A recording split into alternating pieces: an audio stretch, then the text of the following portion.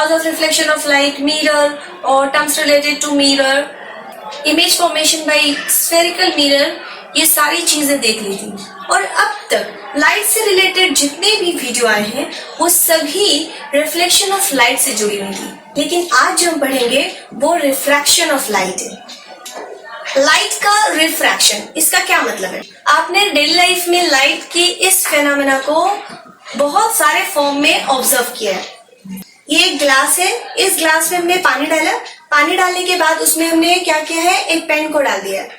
उसके बाद आप ग्लास के बाहर से देखिए, ग्लास के बाहर से देखने से आपको पता चलेगा कि ऐसा लग रहा है कि जहां पर एयर और वाटर का इंटरफेस है, एयर वाटर इंटरफेस पे देखिए पेन का वो हिस्सा जो पानी में डूबा हुआ है, ऐसा लग रहा है कि वो हिस्सा ऊपर वाले हिस्से से बिल्कुल टूटकर अलग हो गया, जबकि रियलिटी में तो ऐसा है नहीं, लेकिन ये हमें दिख रहा है।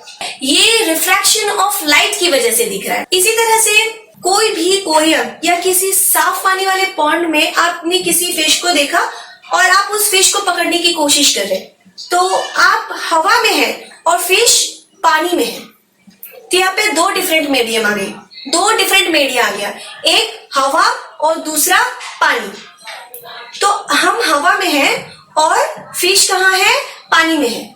तो हम कहाँ से देख रहे हैं, हवा से पानी में देख रहे हैं, ठीक है। हमें जहां पर मछली दिखेगी हम वहीं पर उसे पकड़ने की कोशिश करेंगे, लेकिन जब हम उसे पकड़ने के लिए वहां जाते हैं तो क्या होता है, मछलियां नहीं पकड़ पाती है। बाद में एहसास होता है मछली वहां थी ही नहीं बल्कि वो कहीं और थी। तो ऐसा क्यों हुआ? ऐसा भी रिफ्रैक्शन ऑफ लाइट की वजह से हुआ। रिफ्रैक्शन ऑफ लाइट की वजह से ही ये मछली अपनी एक्चुअल पोजीशन पे नहीं दिखी, बल्कि हम जो बाहर से इस पोजीशन को देख रहे थे वो मछली का वर्चुअल पोजीशन था, वो फिश का वर्चुअल पोजीशन था जो हमें रिफ्रैक्शन ऑफ लाइट की वजह से दिख रही थी। बिल्कुल ठीक इसी तरह से हम जो आसमान में स्टार्स देखते हैं, दरअसल वो भी उनका एक्चुअल पोजीशन नहीं होता है, क्योंकि स्टार्स जो होते हैं वो वैक्यूम में होते हैं और हम कहाँ पर है, अर्थ। और वैक्यूम और अर्थ के बीच में एटमॉस्फेरिक लेयर्स आते हैं। एटमॉस्फेयर का डिफरेंट लेयर्स है, करीब करीब 4-5 लेयर है, और सभी लेयर्स की जो डेंसिटी है एक दूसरे से बहुत ही डिफरेंट है। और एटमॉस्फेरिक लेयर्स की डेंसिटी जो है वो जैसे जैसे हम ऊंचाई की तरफ जाते हैं वो डेंसिटी भी वेरी होता है।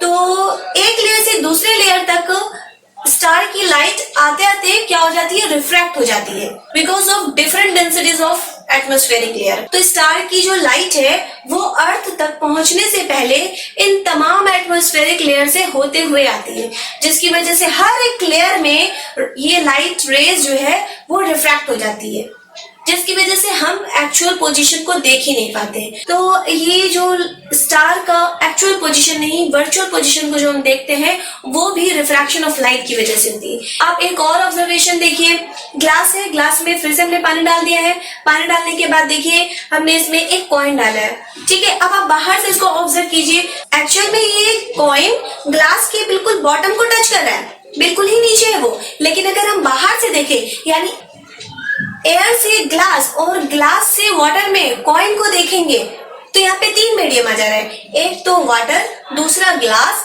तीसरा एयर।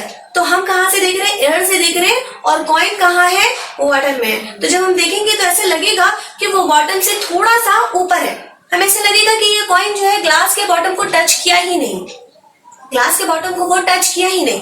तो ये भी रिफ्रैक्शन ऑफ लाइट की वजह से हो रहा है। तो हमने देख लिया कि ये रिफ्रैक्शन ऑफ लाइट एक ऐसा अजीबोगरीब फेनोमेना है जिसकी वजह से ऑब्जेक्ट का एक्चुअल पोजीशन जो है वो हमें नहीं दिखता है, ऑब्जेक्ट हमेशा वर्चुअल पोजीशन में दिखती है। तो आखिर ऐसा होता क्यों है, ऐसा क्या हो जाता है रिफ्रैक्शन ऑफ लाइट में कि हमें कोई भी चीज का एग्जैक्ट पोजीशन हमें नहीं दिख पाता है। तो इस वीडियो में हम यही जानेंगे कि रिफ्रैक्शन ऑफ लाइट में होता क्या है कि हमें किसी भी ऑब्जेक्ट का एग्जैक्ट पोजीशन नहीं दिख पाता है।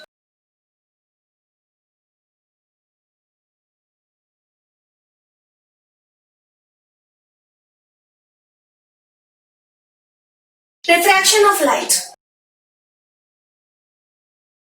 मान लेते हैं कि यहाँ पर वाटर है और ये क्या है, सेपरेशन ऑफ टू मीडियम।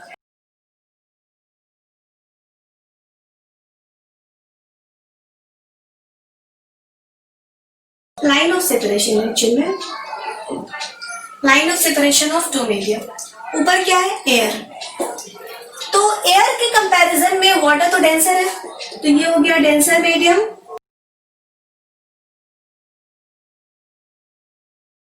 और ये हो गया रेयर मीडियम।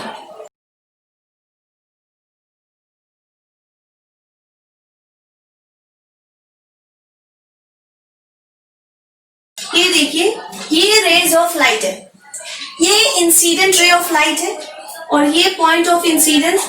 इस पॉइंट ऑफ इंसिडेंस पे नॉर्मल को ड्रॉ करते हैं। ये नॉर्मल क्या होता है, ये हमने रिफ्लेक्शन ऑफ लाइट में एक्सप्लेन किया है, डिस्क्रिप्शन में उसके लिंक दिए हुए हैं, आप वहां से देख लिए। रिफ्लेक्शन ऑफ लाइट में होता क्या है, यहाँ पे आई सरफेस पे इंसिडेंट हुई, इंसिडेंट होने के बाद वो अपने मीडियम में वापस लौट गई, अपने मीडियम में वो क्या हुई, वापस लौट गई।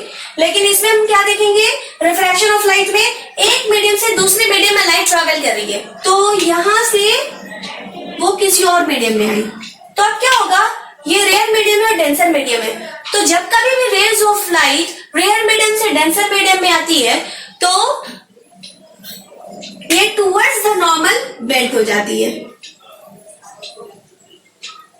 अगर यहाँ पर वाटर मीडियम नहीं होता तो ये कहाँ जाती, ये बिल्कुल स्ट्रेट चली जाती। लेकिन चूंकि वाटर मीडियम है, मीडियम डिफरेंट होने की वजह से ये light ray at the interface of two media ये क्या हो गई, बेंट हो गई। किस तरफ, टुवर्ड्स द नॉर्मल। नॉर्मल की तरफ ये क्या हुई है, बेंट हो गई है, towards the normal.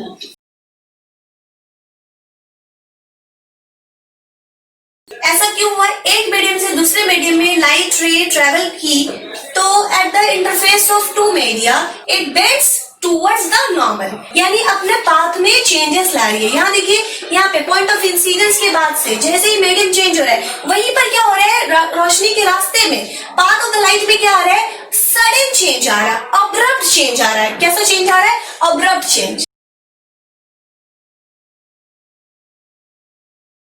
Abrupt change हो रही है या फिर सडन चेंज, अब्रप्ट चेंज या फिर सडन चेंज। ये अब्रप्ट चेंज या फिर सडन चेंज हो रही है, इसी फेनोमेना को हम बोलते हैं रिफ्रैक्शन ऑफ लाइट। अब यहाँ पर एक और सवाल आ गया कि लाइट रे एक मीडियम से दूसरे मीडियम में आई, तो उसके रास्ते में चेंजेस क्यों आया, क्यों अब्रप्ट चेंज हुआ, क्यों सडन चेंज हुआ। तो देखिए, एक मीडियम से दूसरे मीडियम में आ रही है तो लाइट के स्पीड में चेंज हो जाता है। एयर में लाइट का स्पीड होता है approximately 3 into 10 to the power 8 metre per second, और वाटर में लाइट का स्पीड होता है 2.25 into 10 to the power 8 metre per second. अब यहाँ देखिए, यहाँ पे 3 into 10 to the power 8 है और यहाँ पे 2.25 into 10 to the power 8 है। इसका मतलब यहाँ पर लाइट की स्पीड कम है और यहाँ पे लाइट की स्पीड ज्यादा है, यानी रेयर मीडियम में लाइट की स्पीड ज्यादा होता है, डेंसर मीडियम में लाइट की स्पीड कम होता है। तो जैसे जैसे मीडियम की डेंसिटी चेंज होती है वैसे वैसे लाइट का स्पीड भी चेंज हो जाता है। तो लाइट रेयर मीडियम से डेंसर मीडियम में आ रही थी तो उसका स्पीड चेंज हो गया, स्पीड चेंज होने की वजह से उसका वेवलेंथ भी चेंज हुआ, इसीलिए लाइट के पाथ में अब्रप्ट चेंज आ जाता है, एक अब्रप्ट चेंज आता है, और इसी फेनोमेना को हम रिफ्रैक्शन ऑफ लाइट कहते हैं। रिफ्रैक्शन ऑफ लाइट में एक और खास बात है, स्पीड चेंज हुआ, वेवलेंथ भी चेंज हुआ, लेकिन इन दोनों का रेशियो जो कि फ्रीक्वेंसी है, ये स्पीड और वेवलेंथ कुछ इस तरह से चेंज होता है कि फ्रीक्वेंसी कांस्टेंट रहता है, और ये स्पीड और वेवलेंथ में फर्क होने की वजह से ही इसके रास्ते में एक अब्रप्ट या फिर सडन चेंज आ जाता है, और इसी फेनोमेना को हम बोलते हैं रिफ्रैक्शन ऑफ लाइट। और इसी रिफ्रैक्शन ऑफ लाइट की वजह से वो ऑब्जेक्ट जो किसी और मीडियम में रखे हुए हैं और हम किसी दूसरे मीडियम से उसे ऑब्जर्व कर रहे हैं तो उसका एग्जैक्ट पोजीशन हमें नहीं दिख पाता है। अब ये जरूरी नहीं है कि हमेशा लाइट जो अब ऐसा भी नहीं है कि लाइट अगर एक मीडियम से दूसरे मीडियम में ट्रेवल करे, हमेशा ऐसा नहीं होगा कि ये नॉर्मल की तरफ बेंड हो जाएगा, कभी कभी ये अवे फ्रॉम द नॉर्मल भी जाता है। देखिए कैसे अवे फ्रॉम द नॉर्मल जाता है, ये क्या है, line of separation of two media. यहाँ पे अभी भी हम वाटर रखते हैं, हमने यहाँ पे वाटर लिखा, वैसे ही आपके जहन में आ गया होगा कि ये डेंसर मीडियम है, लेकिन नहीं, हम डायरेक्ट इसे डेंसर मीडियम नहीं बोल सकते। इंसिडेंट मीडियम के रिस्पेक्ट में, किसी दूसरे मीडियम के रिस्पेक्ट में ही हम ये डिसाइड कर पाएंगे कि वाटर डेंसर है या फिर रेयर मीडियम है। तो देखिए, अब हम यहाँ पे लेते हैं ग्लास। वाटर में स्पीड होता है 2.25 इंटू 10⁸ मीटर पर सेकेंड और ग्लास में होता है 2 इंटू 10⁸ मीटर पर सेकेंड। अब आप ये खुद ही डिसाइड कीजिए कि ग्लास डेंसर है या फिर वाटर। ऑब्वियसली ग्लास डेंसर है, तो ये हो गया डेंसर मीडियम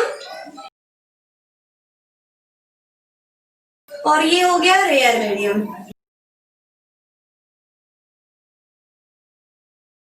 रेयर मीडियम में स्पीड ज्यादा है और डेंसर मीडियम में स्पीड कम है। थोड़ी देर पहले हम आपको बता के गए जैसे जैसे मीडियम की डेंसिटी इंक्रीज करती है वैसे वैसे लाइट की स्पीड भी डिक्रीज करती है। तो देखिए यहाँ पे लाइट की स्पीड कितना है 2.25 इंटू 10⁸ मीटर पर सेकेंड, जबकि ग्लास में कितना है 2 इंटू 10⁸ मीटर पर सेकेंड। तो यहाँ पे ग्लास में क्या है, लाइट की स्पीड कम है और यहाँ पे ज्यादा है।